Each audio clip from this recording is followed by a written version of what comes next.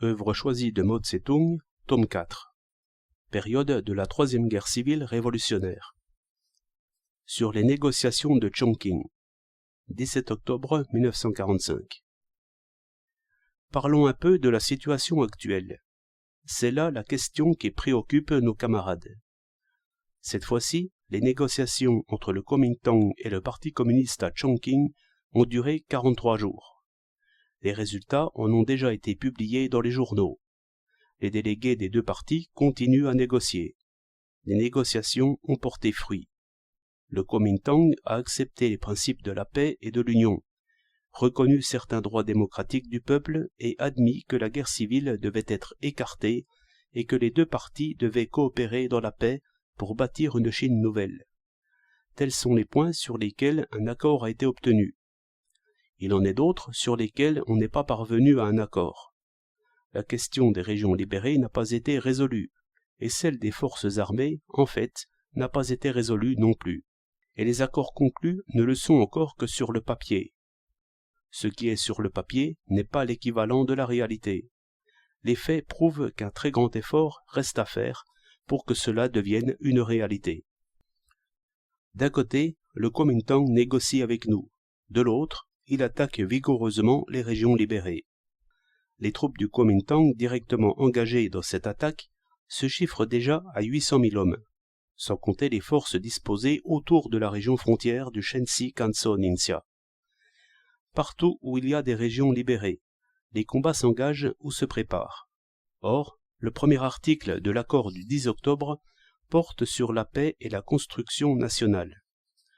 Ces mots sur le papier ne contredisent-ils pas la réalité? Bien sûr que si. Voilà pourquoi nous disons que pour faire passer dans la réalité ce qui est sur le papier, il nous faut encore faire des efforts. Pour quelle raison le Kuomintang mobilise-t-il tant de troupes pour nous attaquer? Parce que sa décision est prise depuis longtemps, et c'est d'anéantir les forces populaires, de nous anéantir. Le mieux pour lui serait de nous anéantir rapidement. S'il n'y arrive pas, il voudra au moins nous mettre dans une mauvaise situation tout en améliorant la sienne. La paix, quoique inscrite dans l'accord, n'est donc pas réalisée dans les faits. Actuellement, les combats prennent des proportions considérables dans certains endroits, comme la région de Shantung dans le Shanxi. Entre les monts de Taihang, Taiyue et Chongqiao, il y a une cuvette. C'est la région de Shantung. Cette cuvette contient du poisson et de la viande, et Yan Xishan a envoyé 13 divisions pour s'en emparer. Notre politique aussi a été fixée il y a longtemps. Elle consiste à riposter du tac au tac et à combattre pour chaque pouce de terre. Cette fois, nous avons riposté, nous avons combattu, et fort bien. En d'autres termes, nous avons entièrement anéanti les 13 divisions. Les forces offensives ennemies comptaient 38 000 hommes, et nous avons engagé 31 000 hommes. De ces 38 000 hommes, 35 000 ont été anéantis, 2 000 ont pris la fuite et 1 000 se sont dispersés. Nous continuerons à nous battre ainsi. Le Kuomintang cherche désespérément à s'emparer des territoires de nos régions libérées. Cela paraît inextricable. Pourquoi s'acharne-t-il tant à s'emparer de ces territoires? N'est-ce pas bien que les régions libérées soient entre nos mains, entre les mains du peuple? Mais c'est là notre façon de penser, celle du peuple. Si le Kuomintang aussi pensait de la même façon, l'unité serait faite et on serait tous camarades. Mais il ne pense pas ainsi. Il s'oppose à nous obstinément. Il ne voit pas pourquoi il ne s'opposerait pas à nous. Il est donc naturel qu'il nous attaque. De notre côté, nous ne voyons pas pourquoi nous le laisserions prendre nos régions libérées. Il est donc naturel aussi que nous contre-attaquions. Quand deux, je ne vois pas pourquoi, se trouvent ensemble, on se bat. Puisqu'il s'agit de deux, je ne vois pas pourquoi, pour quelle raison a-t-on négocié? Et pour quelle raison a-t-on conclu l'accord du 10 octobre? En ce monde, les choses sont complexes et beaucoup de facteurs les déterminent. Il nous faut examiner un problème sous ses différents aspects, et non sous un seul. À Chongqing, certains estiment qu'il faut se méfier de Chiang Kai-shek, que c'est un trompeur et que des négociations avec lui ne peuvent aboutir à rien. C'est ce que m'ont dit beaucoup de gens que j'ai rencontrés. Parmi eux, il y avait des membres du Kuomintang.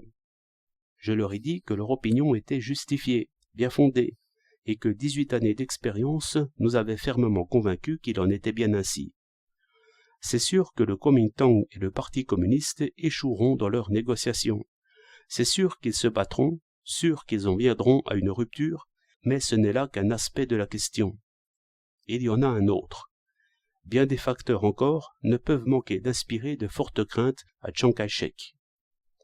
Parmi ces facteurs, les trois principaux sont la puissance des régions libérées, l'opposition du peuple du Grand Arrière à la guerre civile et la situation internationale.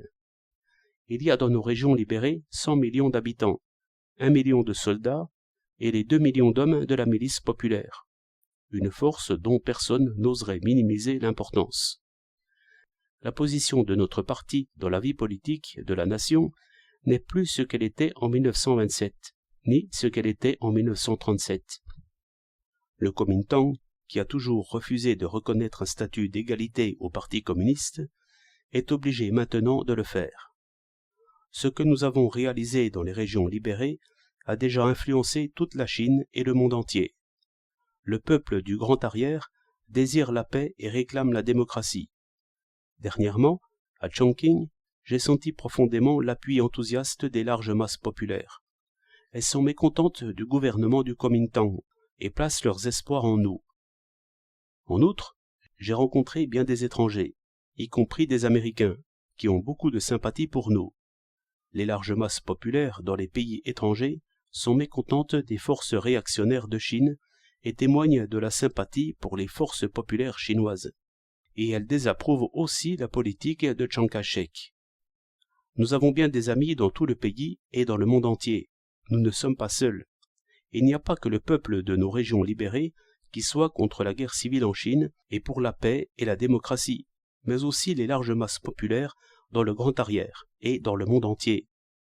Subjectivement, Chiang Kai-shek veut maintenir sa dictature et détruire le Parti communiste chinois, mais objectivement, bien des difficultés se dressent sur son chemin. Force lui est donc d'être un peu réaliste. Puisqu'on veut être réaliste, nous le sommes aussi de notre côté. On a été réaliste en nous invitant et nous l'avons été en allant négocier. Nous sommes arrivés à Chongqing le 28 août. Le soir du 29, j'ai dit aux représentants du Kuomintang que, depuis l'incident du 18 septembre, le pays avait toujours eu besoin de paix et d'union. C'est ce que nous demandions sans en voir la réalisation.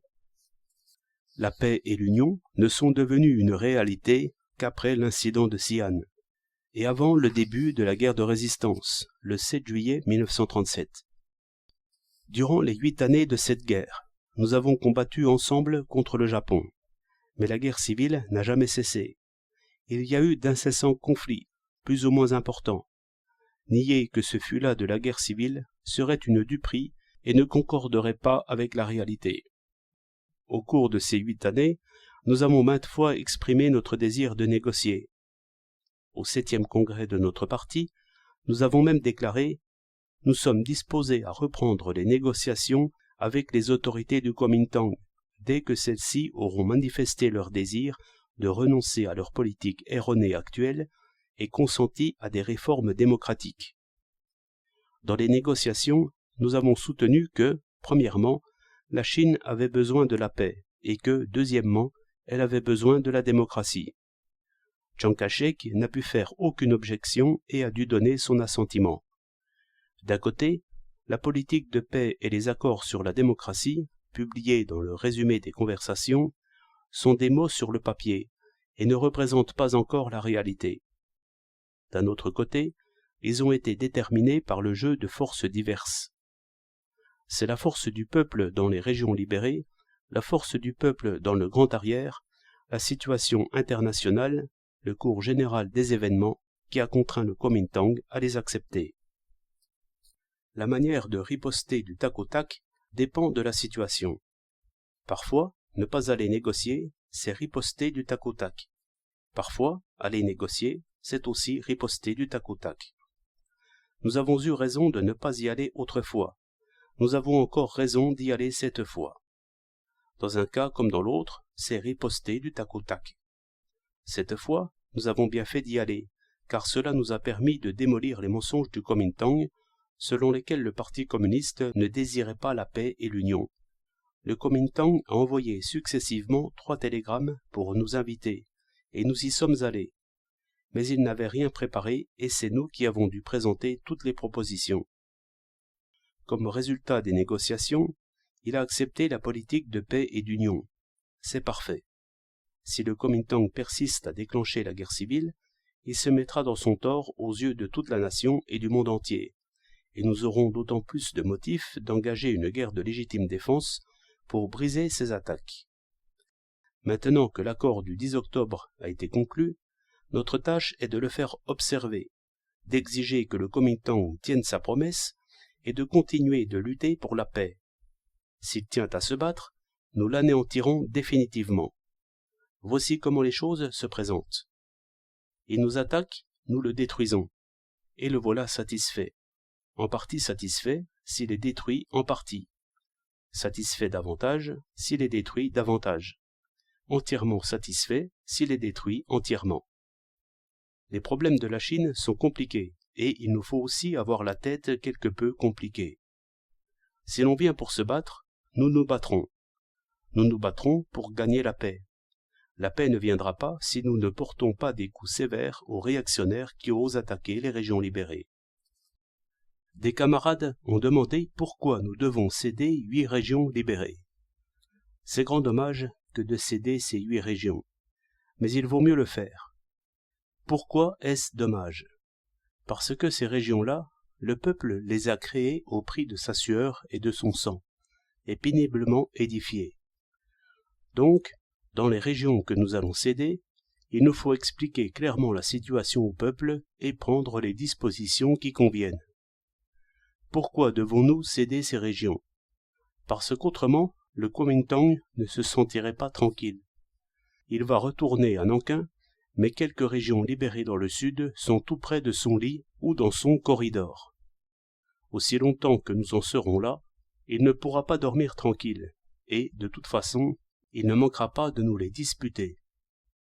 Nos concessions sur ce point contribueront à faire échouer le complot de guerre civile du Kuomintang, et nous ferons gagner la sympathie d'un grand nombre d'éléments du centre dans le pays et à l'étranger. Tous les organes de propagande du pays, à part l'agence Xinhua, sont actuellement contrôlés par le Kuomintang. Ce sont tous des fabriques de fausses nouvelles. À propos des négociations, ils ont répandu de faux bruits selon lesquels le Parti communiste ne cherche qu'à disputer des territoires et ne veut pas faire de concessions. Notre politique consiste à protéger les intérêts fondamentaux du peuple. Pour autant que le principe de ne pas nuire aux intérêts fondamentaux du peuple est respecté, il est permis de faire certaines concessions pour obtenir en échange la paix et la démocratie dont le peuple tout entier a besoin. Dans le passé aussi, quand nous avons eu affaire à Chiang Kai-shek, nous lui avons fait des concessions, et même de plus grandes. En 1937, pour que la nation s'engage tout entière dans la guerre de résistance, nous avons de notre propre chef supprimé le nom de gouvernement révolutionnaire des ouvriers et des paysans, remplacé le nom d'armée rouge par celui d'armée révolutionnaire nationale, et changé notre politique de confiscation des terres des propriétaires fonciers en celle de réduction des fermages et du taux d'intérêt. Cette fois, en cédant certaines régions du Sud, nous avons complètement ruiné les faux bruits du Kuomintang devant tout le peuple de Chine et les peuples du monde entier. Il en est de même de la question des forces armées. Le Kuomintang a dit dans sa propagande que le Parti communiste ne faisait que disputer les fusils. Nous avons dit que nous étions prêts à faire des concessions. Tout d'abord, nous avons proposé de réduire nos forces actuelles à 48 divisions, soit à peu près 1/6 des forces armées du pays, puisque le Kuomintang possède 263 divisions. Ensuite, nous avons proposé une nouvelle réduction à 43 divisions, soit 1/7. Le Kuomintang a alors annoncé qu'il réduirait ses forces à 120 divisions. Nous avons dit que, dans la même proportion, nous pourrions réduire les nôtres à 24, voire à 20 divisions, ce qui ferait toujours 1/7. Dans l'armée du Kuomintang, la proportion des officiers est trop grande par rapport aux soldats, et l'effectif d'une de ces divisions n'atteint pas 6 000 hommes.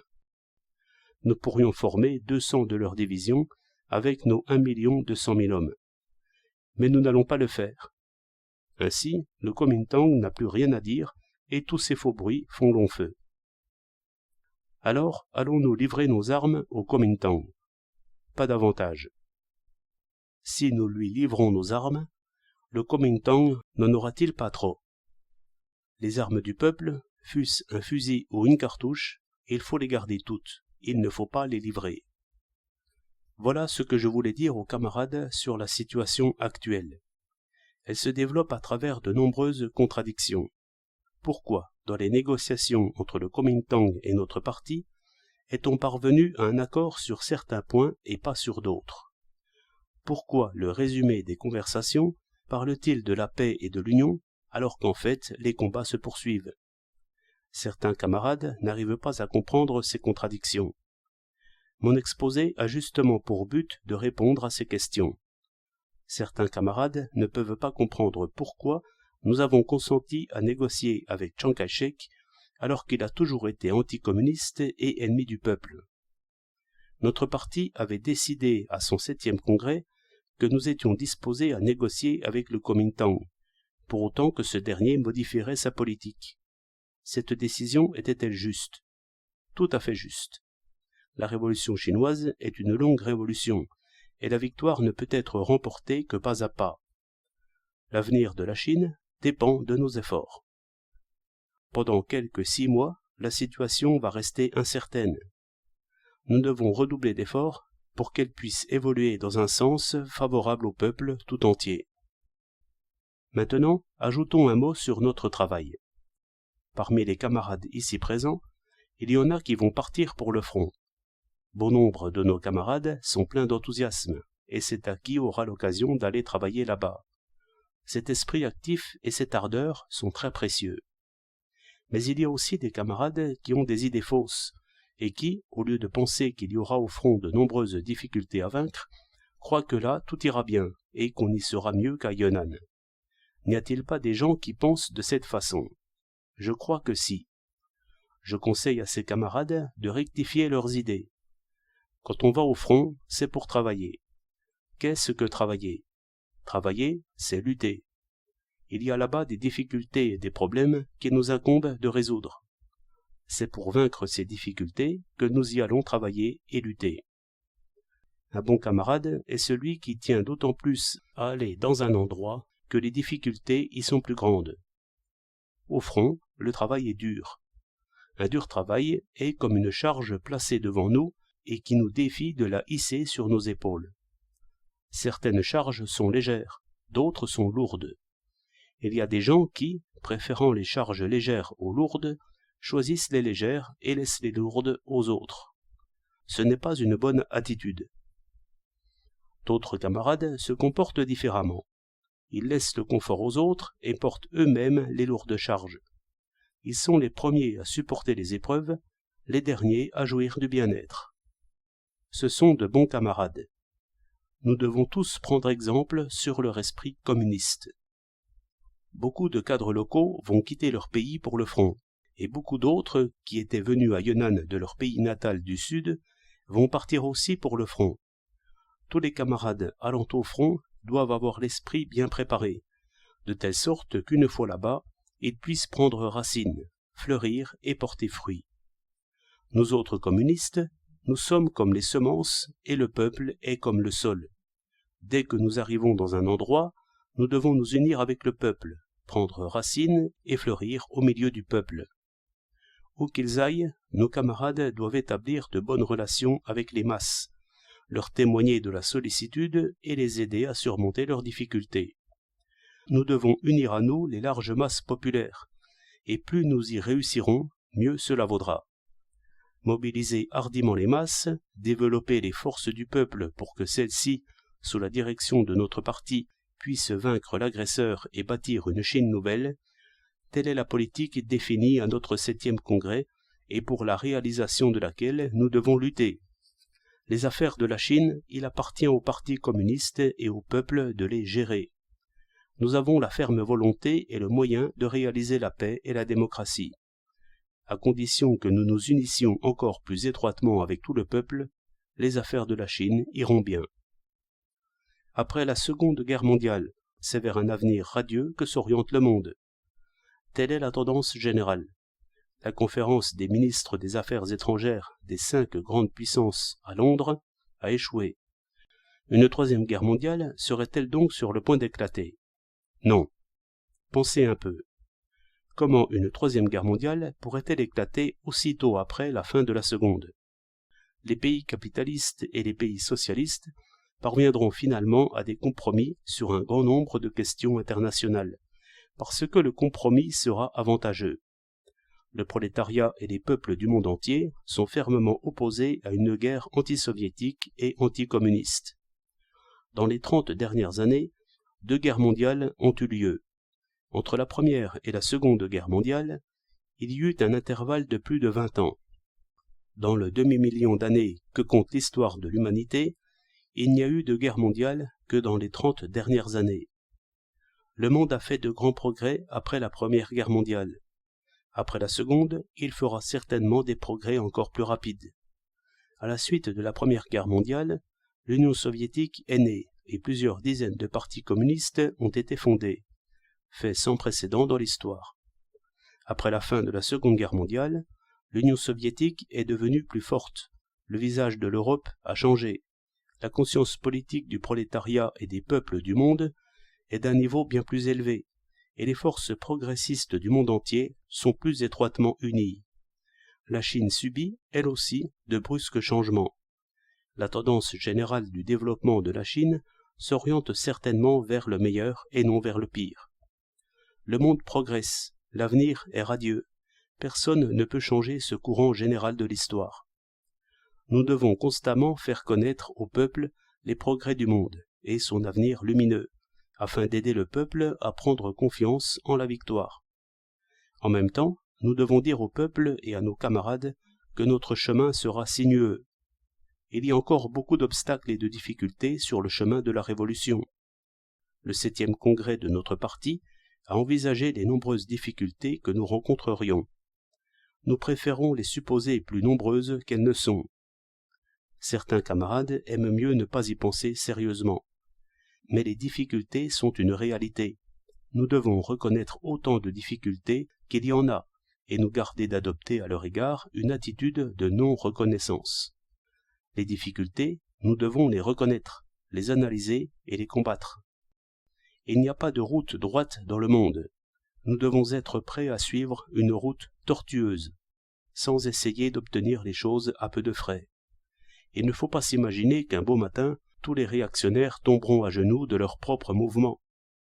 En un mot, l'avenir est radieux, mais notre chemin est tortueux. Nous avons encore devant nous beaucoup de difficultés qu'il ne faut pas négliger. En nous unissant avec le peuple tout entier dans un effort commun, nous pourrons certainement surmonter toutes les difficultés